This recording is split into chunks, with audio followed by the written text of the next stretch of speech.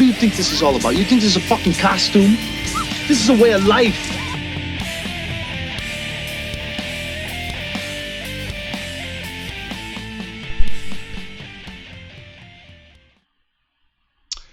Hey, BALLBUSTERS! Bates here with your friend of mine, Ray Mungus, and we're back from a vacation.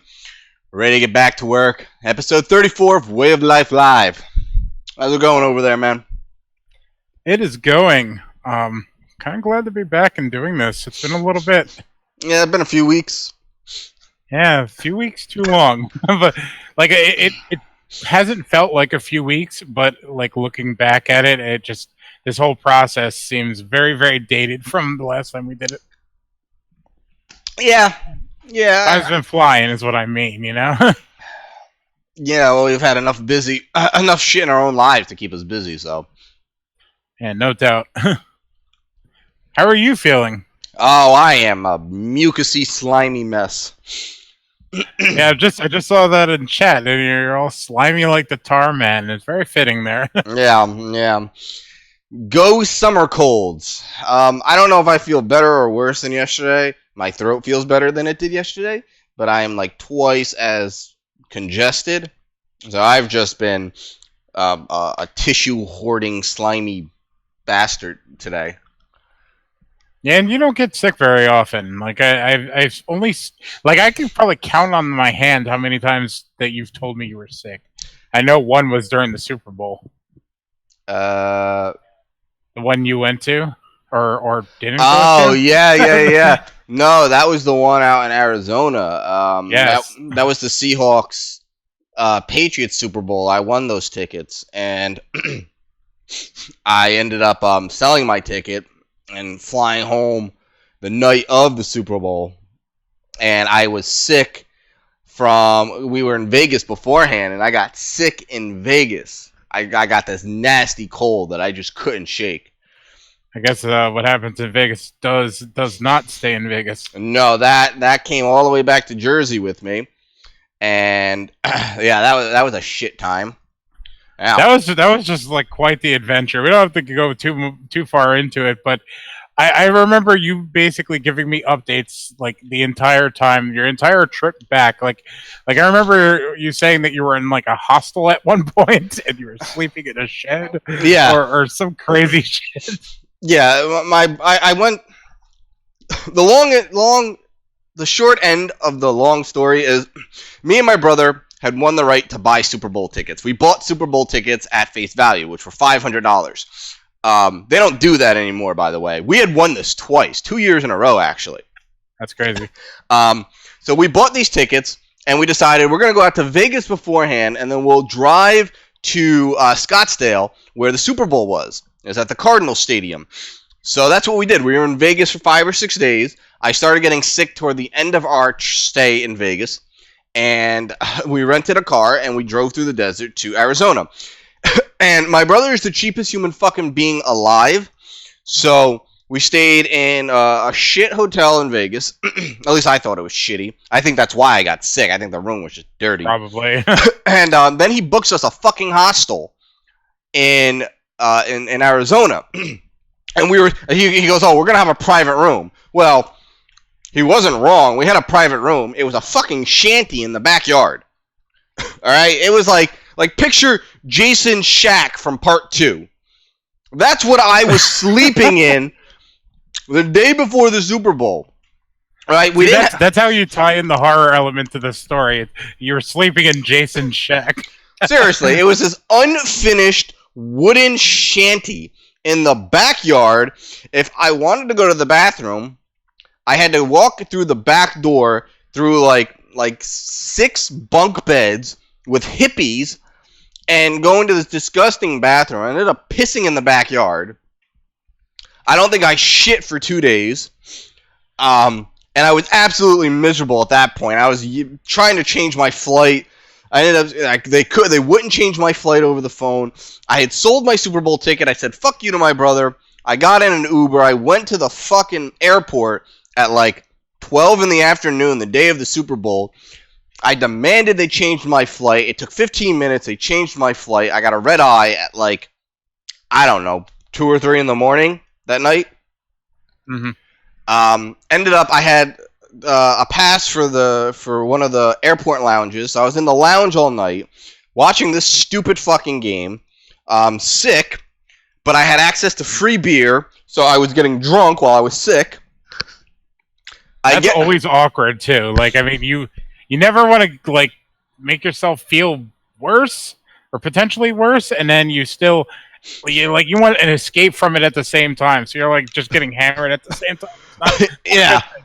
Yeah, I was drinking. I only in those like those crappy little lounges that if you can get into if you have passes, you get access to like free house wine and free light beer. So I'm pounding Coors Light. So I'm getting drunk because I'm just pounding it so fast, but I'm pissing as fast as I'm drinking it. So I'm not like really drunk. I'm just sort of like slightly tipsy and getting more angry because I'm peeing every 15 minutes. Finally, fly back to Jersey. I get out of the plane. There's a fucking ice storm going on, alright? Fucking ice storm. I hadn't been home in about a week. And at that time, I was still living at home with my parents. And they were in Florida because they're snowbirds. So I finally get home. It took like an hour and a half. And I only lived 20 minutes from the airport. But it took an hour and a half because of the ice storm going on. I got out in the front of my house. And it's just encased in ice. So it took me 2 hours to fucking chisel my way to the door. And clear out a path on the driveway. I shower. I hadn't showered in days at that point, man. Probably like 2 or 3 days. That was the last time I showered. Took a hot shower. I'm like, I can finally sleep because I hadn't slept in 2 days either. Finally, lay my head down on my pillow.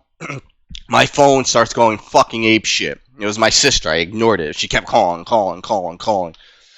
Finally pick it up. I go, what do you want? I'm trying to stave off death. She goes, Grandma is dying. Get to the nursing home. I'm like, you gotta be fucking kidding me. So at the end of it, it took me about another day before I ended up finally getting some sleep. Because I was at the nursing home for like an entire day because I didn't know when my grandma was gonna pass away. And God, miserable fucking time that was. Yeah, and that's the story of how you stayed in a shanty. Yeah, because of my cheap ass brother.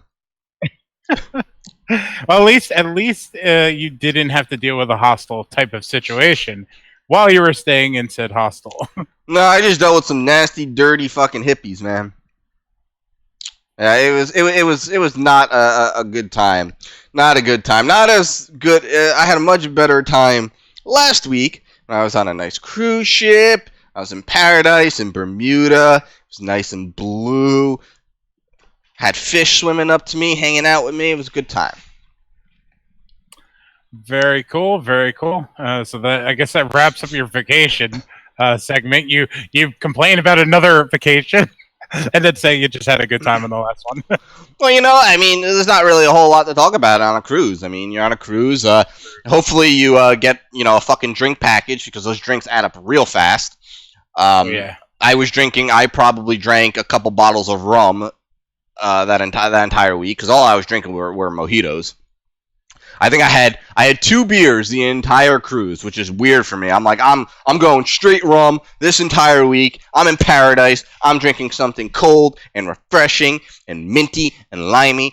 And so I was just a mojito boy all fucking week. Sounds like a terrible nickname.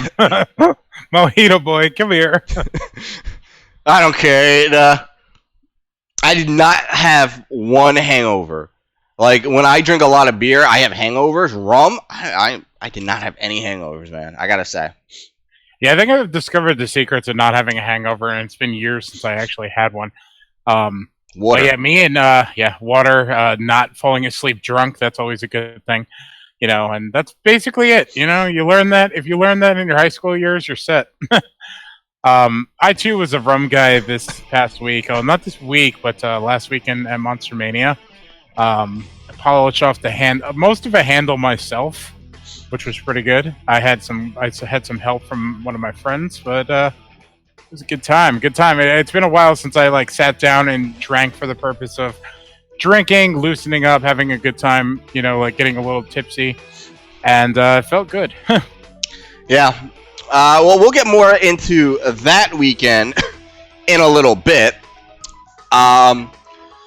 So that's where we've been. We've been dealing with our own shit. We took a vacation. I took a vacation.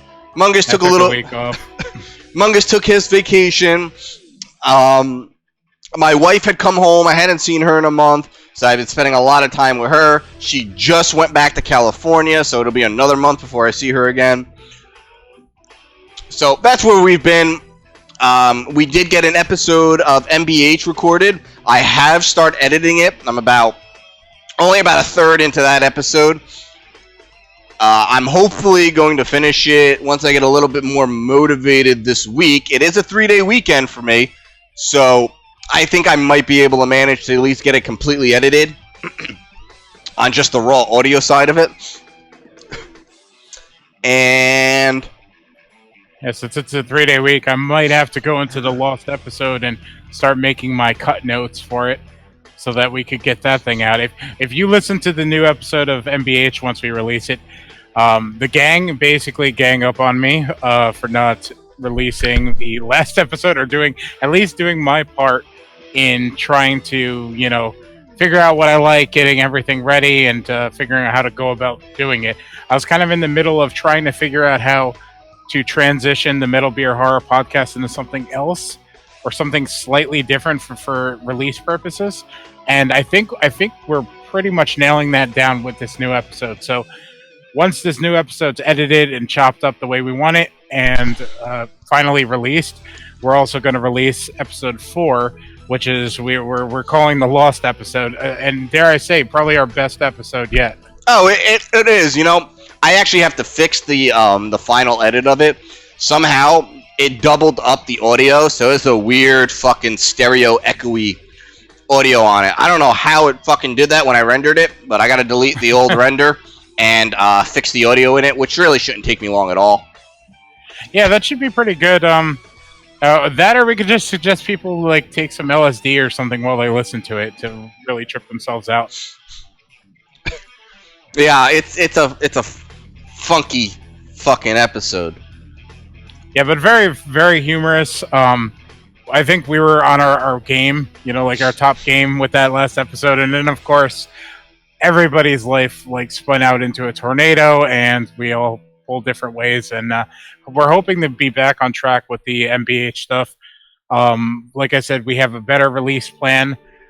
Make it a little bit more, a little bit easier to consume. A little bit easier for people to check out and find us. And it's not always easy to sit there and expect somebody to listen to a 2-hour ramble fest on metal, beer, and horror. So, we're trying different things to try to get our name out there as far as that goes. And then we're still going to be making the full episodes available on our YouTube channel, just so the people that have time for that are wanting to download and take it on the go, they can.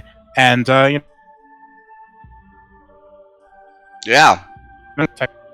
Yep. You're cutting in and out. That's always good. There you go. Yeah. So obviously full episodes will still be coming out, but we're also going to be releasing these episodes in other ways, like he was saying, just to make them more accessible for people. Maybe some people don't care about beer. Maybe you don't want to hear the beer segment at all. So we're working out ways of making the episode accessible for people who don't care about certain segments, or just want to find us to begin with.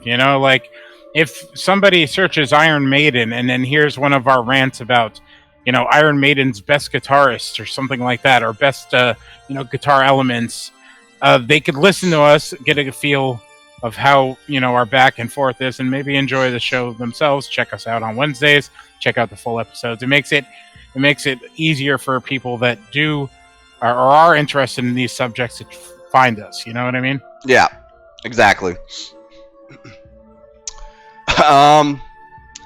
So do we have any other MBH news? I have something, we've been trying to work out doing a MBH live commentary. We had planned already to do it, and we made and set a date for it.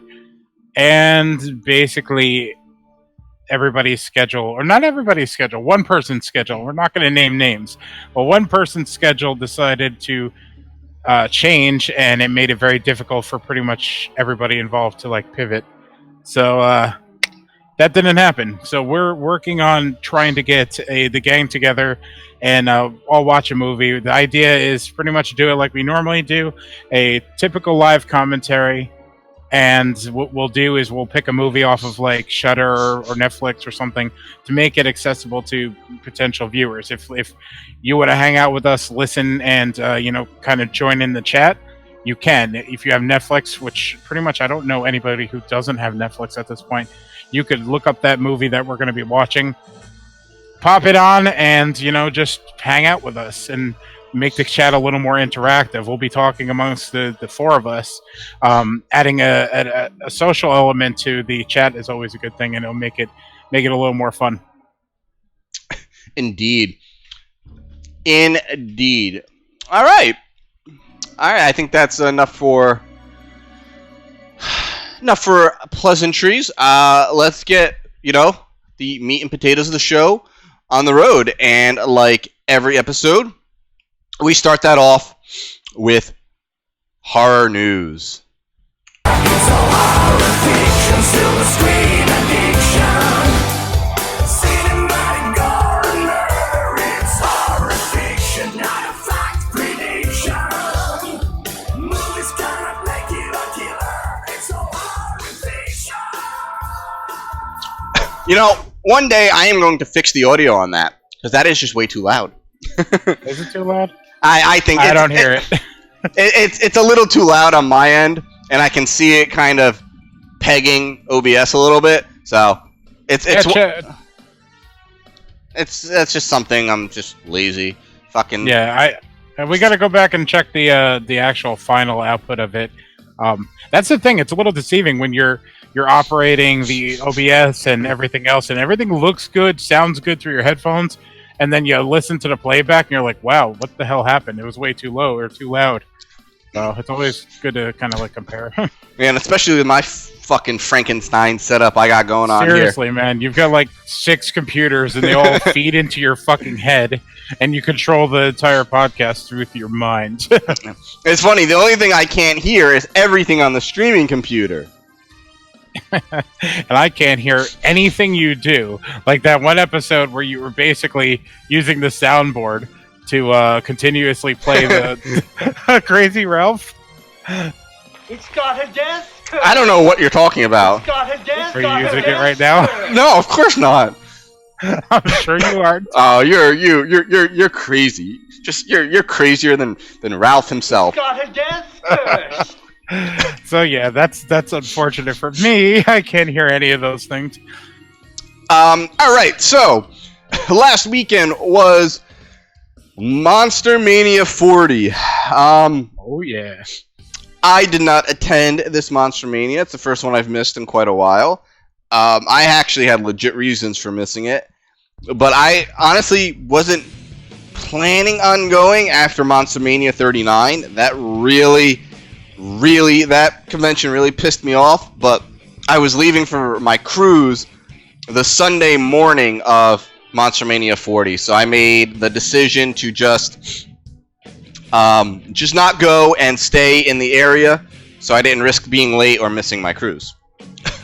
Yeah, that's perfectly understandable. At first I thought it was more leaning towards the fact that you were kind of like aggravated about the last convention, and I realized the last convention was an absolute shit show. We pretty much discussed it at length on one of our past episodes. I don't know which one, but look at it. It's just something Monster Mania related. But in any case, that convention was just, it was way too overbooked.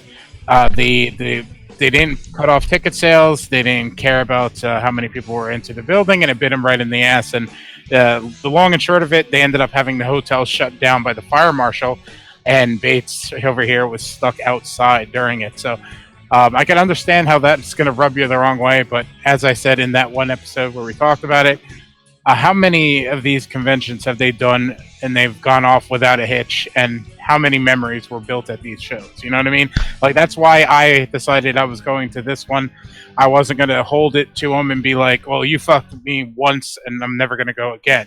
Like some people were just going completely insane over this convention, having one misstep and just like boycotting the entire thing. You weren't quite that extreme, but you were pretty ticked off. Yeah, I was ticked off. And you know what? A couple, I don't know, it must have been like a week or two ago. Somebody posted on my Monster Mania video from March saying, the one where I was stuck outside. He was Right, pretty the live one, right? Yeah. He basically was calling bullshit on me, saying I wasn't stuck outside for 2 hours.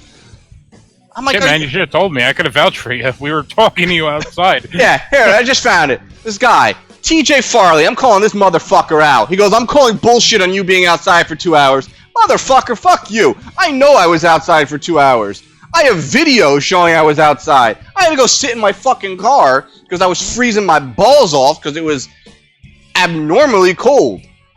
So this guy can go fucking eat a dick. I know I was outside. No, you definitely were. Because I know for a fact that you were. It may have not been 2 hours exact, but I know that you were outside during us going to one of the panels.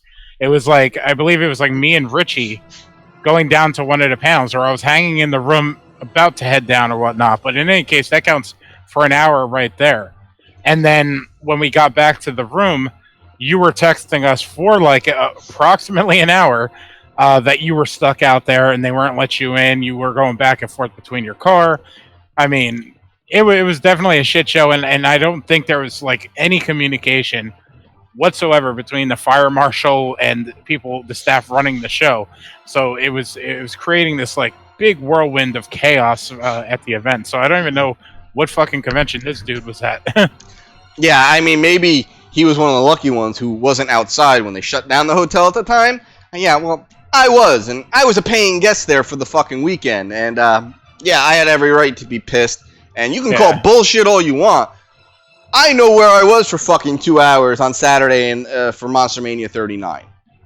Yeah, definitely, man. And we were busting your balls at first, and then it like we kept like ribbing you until the point where we realized that like, okay, he's been out there way too long, so maybe we should lighten up a little bit because like, you know, the joke is over, it's run its course. Let him in already. Well, so I didn't go to Monster Mania 40. So I can't really say a whole lot on it, but I did come across a couple videos on YouTube of people who did go, and while they said that it was better than 39, there were still a ton of issues. I found one video where somebody who was there, I believe just for Saturday, was going to meet Robert Englund. And they had stuck 30 or 40 people into this really hot waiting room for Robert Englund's autograph, and they forgot about them for hours. I didn't hear anything about that. I've heard that there was some issues with the waiting room as far as like confusion as to where to go, but I didn't hear too much of that.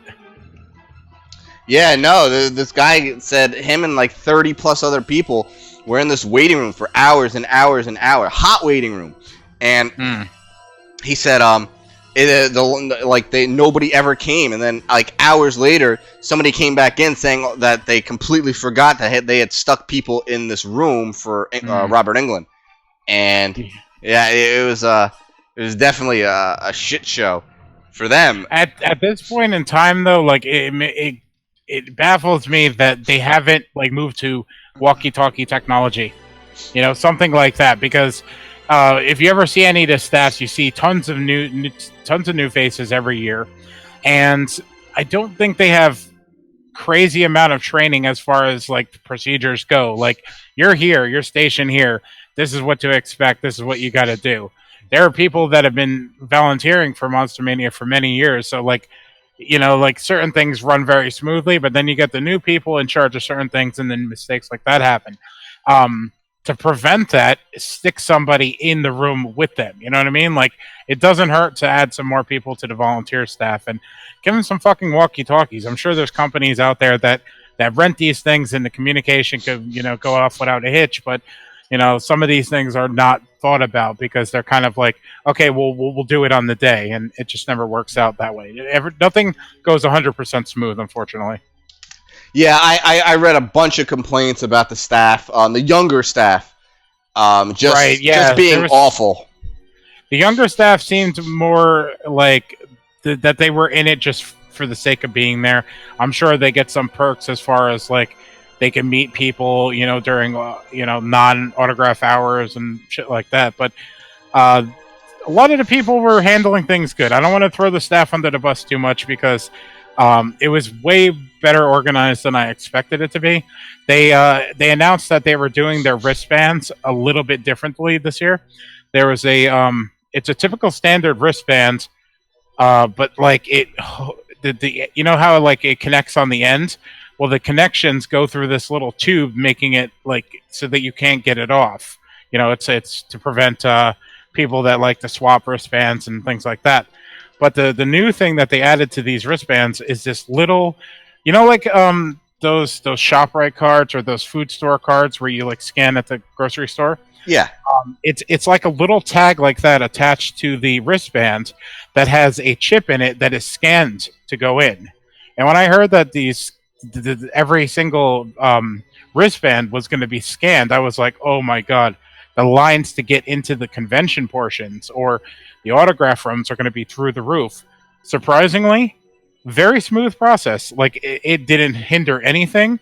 I think there was a little bit of confusion as to what was expected of people trying to get into the thing, but it was simple as hold up your hand and they scan it with this little scanner thing real quick. It lights up green and you go through. It was very, very smooth, and everything seemed to be running really well as far as like that portion of the staff went. Directing people to panels, directing people to the what are those? The autograph, not the autographs, the photo ops. Photo ops, yeah, they were infinitely better organized than the last time. I've heard horror stories from Monster Mania 39 as far as the photo ops went. Yeah, I got video of it. Yeah, but the photo ops, I was hearing like people were scheduled at a certain time and they were waiting 4 hours for their photo ops, basically missing the entire day's worth of panels and discussions and opportunities while the disorganized photo ops happened. This one, I actually did 2 photo ops this year. I did the Freddy versus Jason, where Freddy was wearing a glove and Kane Hodder was dressed up in Part 8 Jason getup, which was pretty awesome. And I did Lita and Trish. We met them and did the photo op with them. Everything went very, very organized. They had the tape on the floor with numbers. Once the photo op started, you basically like blew through the entire process within minutes, just like how things went at Comic-Con in New York. And just, you know, like I saw the changes from the convention. And this is an unbiased point of view. You know, like I love the convention and shit, but if you listen to that episode where we reviewed Monster Mania 39, I had things to say about it too. I'm not, you know, like one to not point out people's faults or the convention's faults for what happened, but you could tell that despite the heat, despite the crowdedness of Saturday, things were definitely changed for the better. Yeah, you sent me pictures of the vendor room, and that looked like just a fucking nightmare to try to navigate. And John was there, and he had sent me pictures of the guest tent, and that was like beautiful looking. So it was really weird to get those two different point of views. But the pictures you sent me from the vendor room, I would have started stabbing people. You know what? It was probably the worst I've ever seen the vendor room. And I've been personally going since Monster Mania 2. And we both witnessed the last convention in the crowd during Saturday. But it was probably the worst I seen the vendor room at that time that I went down. Weird thing about it, like an hour or two later, we went back downstairs, and it was very movable. You know, it was very like a situation where you could just, oh, I want to go look at this, or I want to go look at that. It was still packed, but it wasn't just like inching your toes forward. You know what I mean? That's how it was when I first went down there. And when you told me that John was in the autograph room and and it wasn't nearly as busy as 39. I was like, what are you fucking talking about? Like it's crazy busy, but not as disorganized as the previous convention. Do you think they should lower ticket sales even more to where they're not selling? I know they had a cutoff for ticket sales for this one, but should they maybe cut it off even sooner? Well, from what I heard, they sold out the Friday night for Saturday. They sold out relatively early for the convention, which sucked for people who were trying to like wing it and get down there. But like the Facebook and social media was on point as far as updates as far as that went. As far as limiting it further, I don't think it's necessary. I think the picture that I captured that I sent you was a moment where everybody kind of was trying to get where they were going. Like maybe photo ops it wasn't quite time for those photo ops. Maybe they were going to check out the vendor room to see what they could get signed. It seemed like at the time that I went down that everybody kind of converged into one area and it was just one big zombie shuffle. Once everybody kind of went into their own separate directions, it was very breathable, you know, like there were still tables like Diabolic where you'd have to stand there and hover. There were still cosplayers taking pictures in the middle of the fucking aisles, which, you know, is... Oh my god, don't. Why would you bring that up? You know how much that... I've only brought that up because I mentioned Diabolic.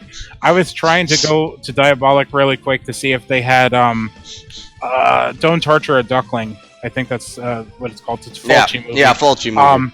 They released a really cool version of it that I wanted to pick up. So I'm trying to get over to that table, and who is near the table?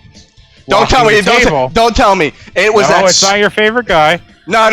It's that stupid fucking clown on the stilts, wasn't it? I didn't see him this time, which was really crazy. But no, it was Freddy Krueger. It was Jason Voorhees. It was Michael Myers. It was Leatherface. Like the whole fucking gang of the 70s and 80s slashers were all taking pictures, like a foot and a half in front of the Diabolic table, and everybody's just lining up behind them. And I'm like, dude, like go in the fucking lobby, man. Like I get it, you guys look cool. And let me say something about cosplayers real quick. When it's very fucking busy in this convention, and you're kind of like shuffling along, trying to get where you got to go, stuff like that. I realize you're playing Michael Myers. I realize you're playing Jason. Fucking walk, okay? Stop shuffling along like you're a zombie to stay in character. People got to get to where they got to go. They don't want to stand behind you while you're pretending to be Michael Myers. Fuck off. Yeah, I'm gonna start bringing like a cattle prod and start fucking prodding these people. I don't care what you're dressed up as. Get the fuck out of my way. See, I'm not as pissed off about cosplayers as you. I really enjoy them. There was one that I took. I had Allie take pictures of. It was Otis from Devil's Rejects, and he had zombie cheerleaders with him, like dead cheerleaders. And I was like, I actually got the picture of just him, and then I pointed at the cheerleaders. I'm like, are they part of the costume? And he's like, oh, you bet your ass they are. I was like, fuck yeah, dude. But no, there was some really cool cosplay, but just like be courteous of a packed vendor area. You know what I mean? Like just go off to the side and do that stuff, you know? And there were some cosplayers doing. There was this badass dressed up like Maniac Cop. The cop in Maniac Cop, he looked like almost exact like from the movie. Yeah, I've seen it. He's been there before. Yeah, he was awesome, but he was just standing off to the side of the corner, and like people were just coming up and taking pictures with him like he was like the real deal, which was really cool. He had it right. But you know, that was the long way of saying I think we're in a very good spot for future conventions go. I think they really found that sweet spot the first time out. It may be a little bit packed. It may be a little bit more discomfort or a little uncomfortable because of the summer heat. That's one thing I wanted to address real quick. I don't know if it's Monster Mania's responsibility or if it's the hotels, but they need to update their air conditioning system. They need to rent some fans. That vendor area, the autograph room, it was just straight up like a boiling melting pot. It was. You know, I'm a bigger dude, and I'm poor buckets of sweat to begin with. But when my little counterpart next to me, a hairman, is just drenched in sweat himself, and he's like suffering, you know that there's an issue. Yeah, it's been getting like gradually hotter every convention. It seems like. It's good that they're possibly moving in a better direction, but I mean, just to go back to those cosplayers, man, I've run into a couple of cosplayers that are at every convention, and yeah, I pretty much want to bash their kneecaps in. Two in particular, and I'm gonna fucking call them out. Oh God, be nice. I'm not being nice. Fuck you. The one I don't know what his name is, but it's just one. He dressed up like fucking like a insane clown posse fucking reject, and he's on these I don't know, these stilts that are like this big, and he's fucking weebling and wobbling around the show floor on these stupid stilts. He's been going for years, and then he usually has another friend with him, and he's on fucking stilts. So you got these two idiots on stilts in the middle of fucking busy guest tents or vendor floors. I just want to bash their kneecaps in and break their stilts. Or just like bash the stilts in, because it would be great to see him topple over. Yeah, it's just those fucking stilts. If they were just not on the stilts, you know, not trying to be, oh, look at me, a fucking attention grabbers, because they're, you know, 2 feet taller than everybody else now, I wouldn't care. I wouldn't have to call them out. Get off your fucking stilts, alright? I'm trying to spend my money on stupid bullshit, and you are hindering that. Fuck off. And the other asshole, and I've called this piece of shit out plenty of times, and you know what? I am not going to be happy with Monster Mania until they stop putting his name on the fucking guest list. He is not a goddamn guest. He is not important. He is not known. He's an asshole, and that's Father Evil. Fuck you, you useless twat.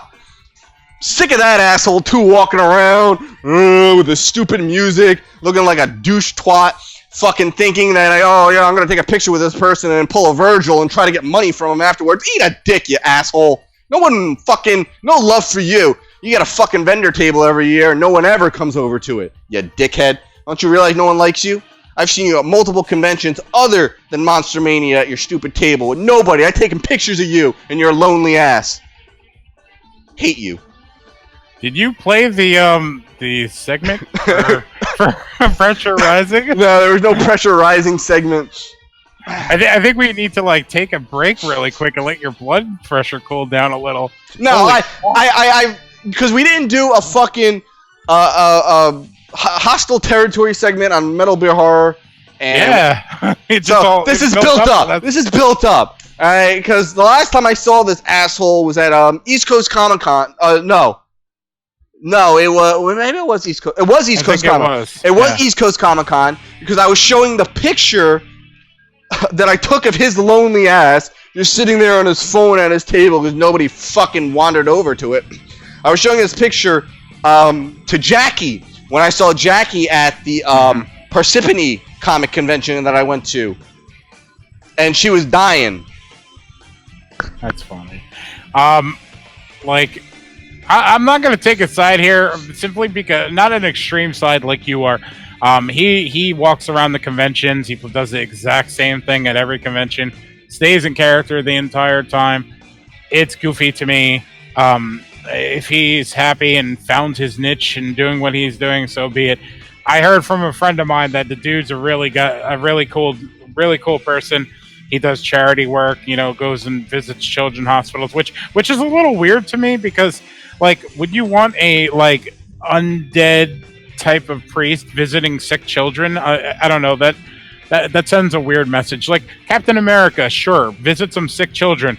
But, like, Father Evil visiting sick children, and I don't know, like, what is he there to give them their last rites or something? It's a little bizarre, but I'm not going to pass judgment. I think his whole gimmick and his staying in character is really goofy to me. It's also extremely annoying to be stuck behind him when he's walking slowly. Oh my god, he walks slower than the fucking Undertaker coming to the goddamn ring. Seriously. So when you get stuck behind Father Evil, like you know, do your taxes or something because you are going to be walking at a snail's pace. So yeah, he's aggravating to me in that regard, but I'm not as angry as my co-host is right now. Well, you know what? The last time I saw him was at East Coast Comic Con, and you know what he has now? I don't know if you saw him at Monster Mania, and it was the same. He has his kid now with him dressed up to try to get fucking people to come to him that way. He's got this little, I don't know, it's probably about 4 or 5 year old kid, and the kid, I'm not even kidding, kid wants nothing to do with this shit. He is so not interested.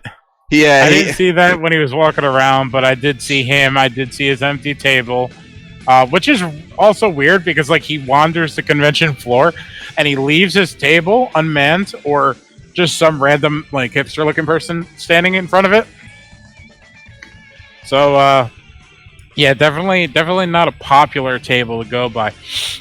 Speaking of vendors, my good friend, did you see all the drama that happened right after the convention regarding a specific vendor? A vendor we're not friends with. Oh, okay. But you know the vendor. Okay, take a guess. Is it that asshole? Your asshole? My asshole. Yeah, you remember the dude I had to go buy that thing from? I had to go pick up that thing for you. Oh, that guy. That guy. No, he's a piece of shit. He's a piece of shit. He probably... Now you're going to get me triggered. Thanks. Join us! Join us in this hate! Yeah, that guy is a rip-off artist. He fucking rips people off online. And then he has the nerve to fucking message me and say that I'm the bad guy after I'm waiting 6 months for my fucking pre-order. Ugh. Actually, you know what? Fuck it. I wasn't going to say anything, but if you hear of the company London 1888, don't fucking buy anything from them because they'll take your money, use the excuse that they're away on vacations every weekend, and not vacation, they do the vending for the conventions and shit. They're at a convention every weekend, and they have priorities. And they said, motherfucker, if I pay money for a pre-order, I best be sent it, and I shouldn't have to send you 100 fucking emails and get a gang of people who also are wondering where their shit is to fucking continuously message you and then report your fucking online store to the company that did it, that hosts it, in order to get my stuff. Simple as that. So, London 1888, fuck you, fuck your site, fuck your thieving ways, and fuck your vending table. And fuck your couch. Yeah, fuck your couch. Great.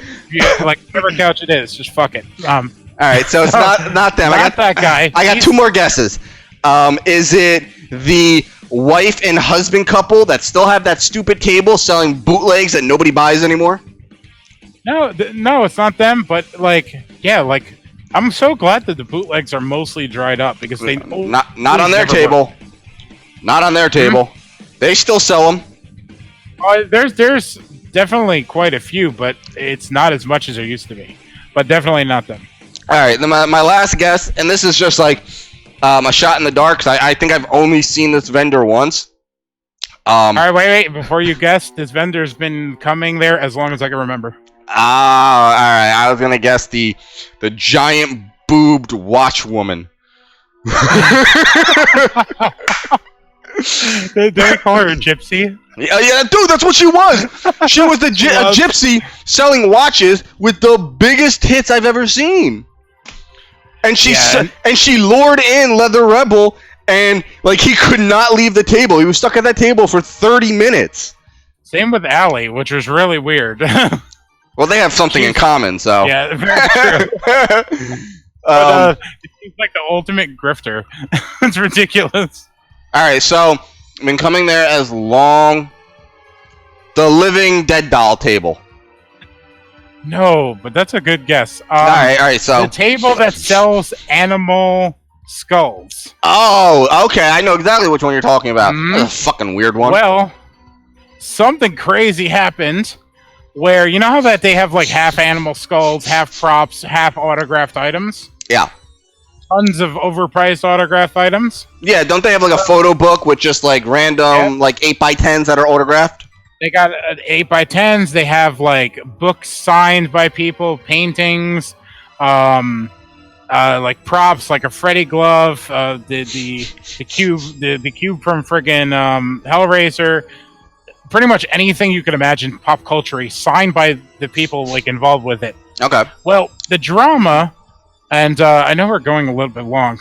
We might have to save a couple things because we have to cut short tonight. Yes. But the drama ended up happening because Doug Bradley's girlfriend was perusing the vendor areas, and she, if you don't know who Doug Bradley is, like Hellraiser, Pinhead, that guy.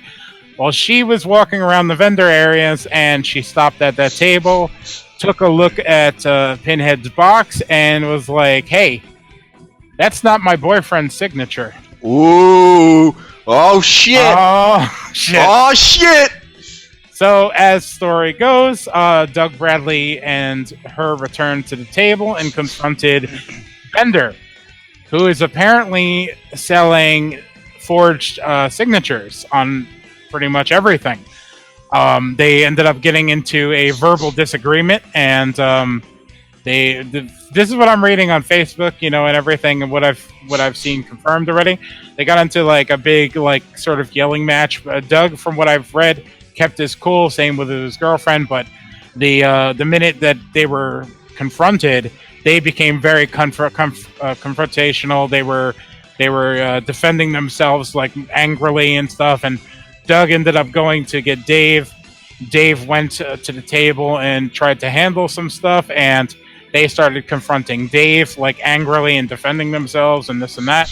And ultimately what ended up happening was the autographs were told, like anything autograph was told to be removed from the table, like going forward. They ended up filming Dave with their cell phone for whatever reason, and that ticked him off because he didn't want to be filmed and told them to stop. And there was just this big argument of sorts. And apparently it blew up on Facebook because other items were confirmed fake, and they were comparing signatures. A lot of people were talking in the Monster Mania group and in the comments. And the long and short of it is they are now banned from any future Monster Mania because of the confrontation. Apparently that confrontation went on a couple times. Like, I think it happened again either later on that day or the next day. So things happened, and they are no longer going to be at Monster Mania. Yeah, that means an open vendor table for a vendor that might actually have something good to sell. Or just pops. I hate you. I hate you. I'm true. It's true. But I'm hoping like they get like Bill and Sid back there. That used to be Bill and Sid's place when they had autographs in there. Bill and Sid? Yeah, Bill Moseley and Sid Haig used to sit in that area where that vendor table was. No, I don't. Yeah, Oh, yes, it's on the side vendor room, the small vendor room. Yep. Yeah, okay, you're right. They did used to sit there all the time. You're fucking right. Yeah, they had like a dual table, and it was really great because you just line up to meet Bill, shuffle over and meet Sid, or vice versa. That was great. I see Michelle in the chat trying to trigger the tiki mugs. Yeah.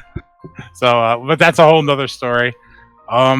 Anything else you want to know about the convention? Unfortunately, we might have to cut some of this short because I have a fantasy football draft soon.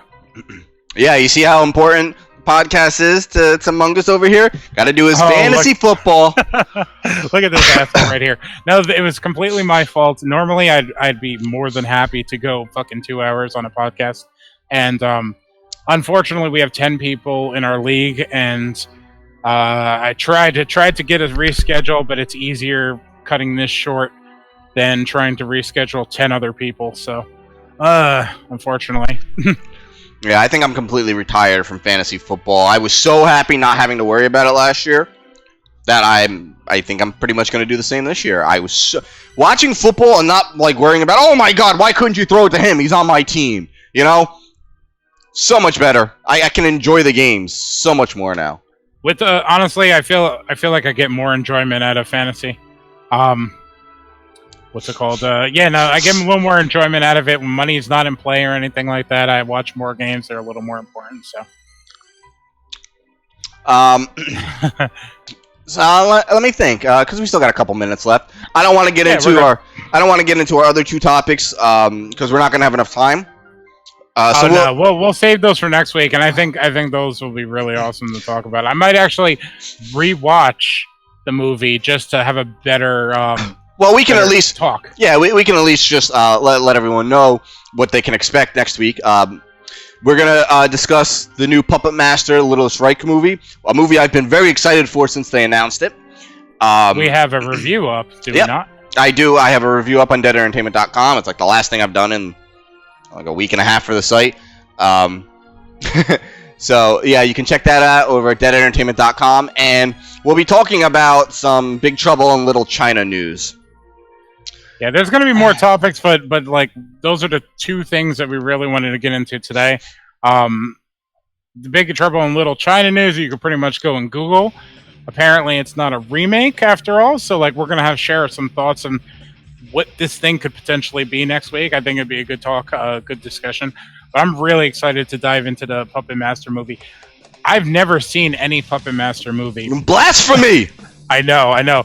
However, seeing this new one, which you could pretty much go into without seeing any of the other ones, has like really made me want to check out pretty much all the ones that came before. It's such a fun movie, and like I'm not saying this to like mini review it right now, but if you haven't seen the new movie, maybe it's still available for $1 on Amazon Prime. If you really want to check it out, go check it out. Actually, fuck that. Go check it out. Not if you want to or not. Just go check it out. It's the gore alone is worth your time. Yeah, no, it's all practical. There's no CGI in this movie. It looks beautiful, fantastic. It's cheesy, really entertaining. And how great is Barbara Crampton? Why is she not in everything? Oh yeah, between her, Udo Kier, and Thomas Lennon. And I'm a big Thomas Lennon fan. I've been a Thomas Lennon fan for many years, ever since I first saw him playing Lieutenant Dangle on Reno 911, right? That was the name of that show. Yeah, so.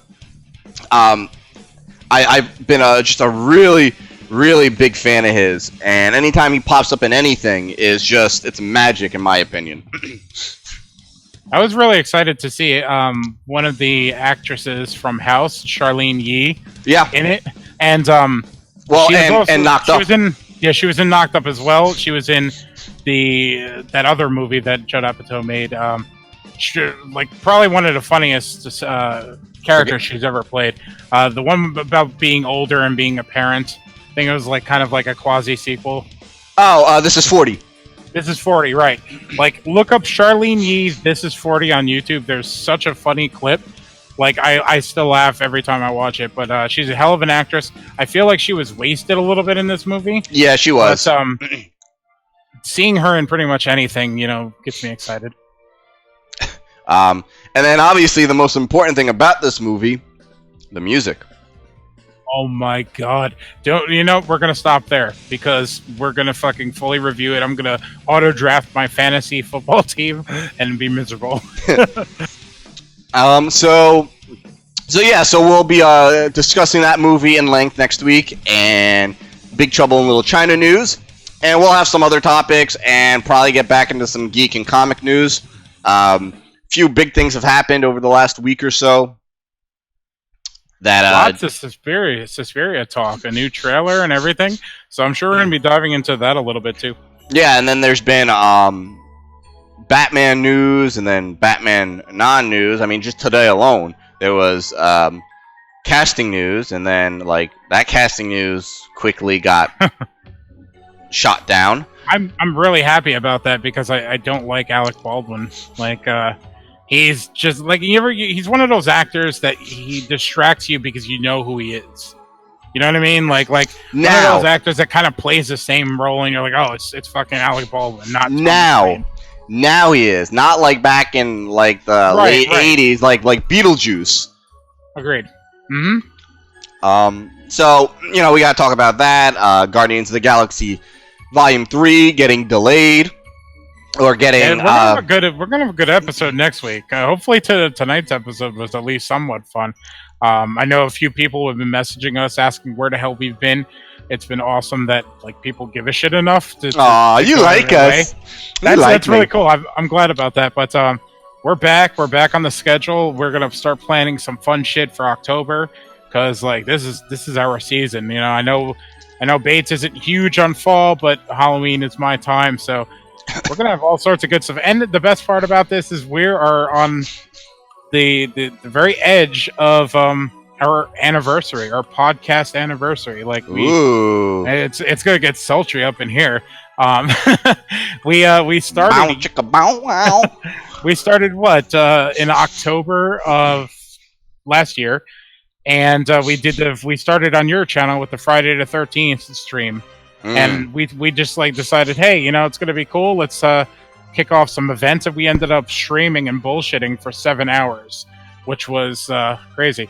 And then within that month, we had a podcast started. So I'm sure we're gonna kind of do a year in review and little things like that, and have some fun in the next couple months. Yeah, I mean, I love fall. Fall is my favorite season. I just love the smell of fall. I'm just not a real big Halloween guy.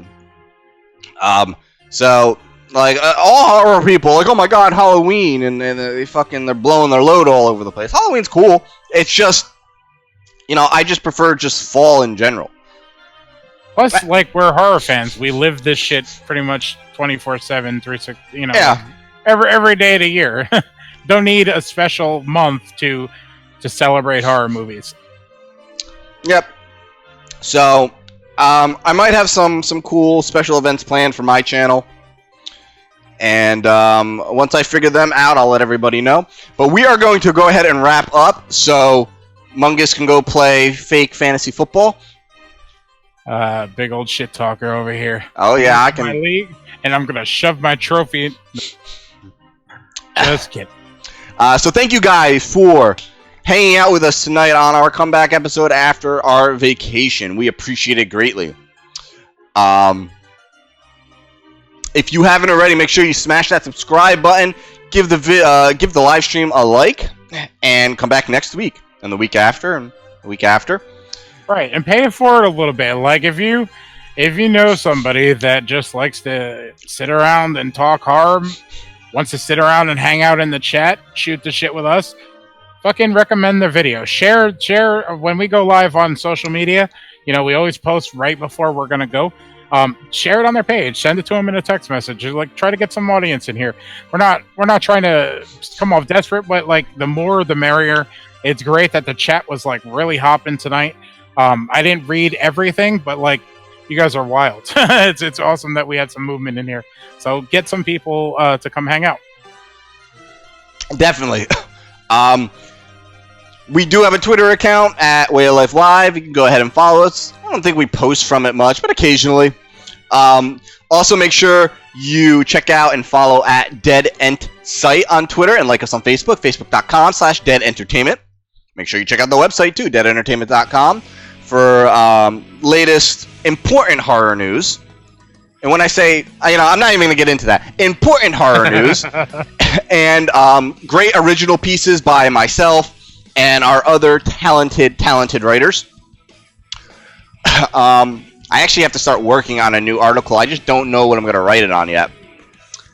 I just finished. You've seen my piece that went up. I think you retweeted it or whatnot. 4,000 words that thing was. Lots. Thankfully, they weren't all my words. I did a really crazy interview. Go check it out. It's the feature on the Dead Entertainment website. Yeah, I need to find something else to do too. You can also follow me on Twitter at Bates_MotelMT. And you can also check out my YouTube page, Live Deliciously in Game. I just started streaming again last night. Currently, I'm kind of going back and forth between Ghost Recon Wildlands, PvP, and Monster Hunter World for PC. I might pick up this new early access game called Scum. It looks interesting. It's only about $20 right now, so I might pick that up and start streaming that as well. I don't know. We'll see. And I think that's it. You got anything else? I don't know if you're still watching, but if you've seen in the chat, John Mantell has been hanging out with us tonight. He made our new bloody Dead Entertainment logo at the head of the show. He was like, really, he didn't like the one he did previously, which I was very, very satisfied with and happy with. And he's like, you know what? I cringed at it. I wanted to make something cooler. And my God, he wasn't lying about that. He dealt with me being a nitpicky bastard, but ultimately he came out with that really, really kick-ass intro for us. And recently we added him to the team on Dead Entertainment to help us with some video stuff, some social media stuff, and everything he's been doing. If you're looking at the screen right now, that zombie he designed from some of the ideas that I gave him, and like he's been absolutely awesome with pretty much everything he's done for us so far, and I'm glad that he's part of the team. So, John, welcome. I see he's still here. Appreciate everything you're doing, and look forward to all the stuff that I'm going to bug you with soon. Yeah, Marky would make a cool enamel pin, wouldn't he? He really would. I hate pins, but I know, me too. Now I want to make one. Maybe we'll look into that, see how much that'll cost to get like a little batch of Marky enamel pins, and that would be really awesome. we could like hand them out at conventions or something as like I don't know, promotion pieces. Great thinking, yeah, definitely. Or patches or something. He would make like a great like '80s denim fucking vest patch, you know. John approves. I think we're gonna have to start looking into it. I might send a couple emails out tonight. I have a couple ideas. So, all right, guys, thank you so much. We will see you all again next week. Back to our regular time, starting at around 8-ish. And yeah, we will see you then. Thank you again, everybody. And remember, What do you think this is all about? You think this is a fucking costume? This is a way of life.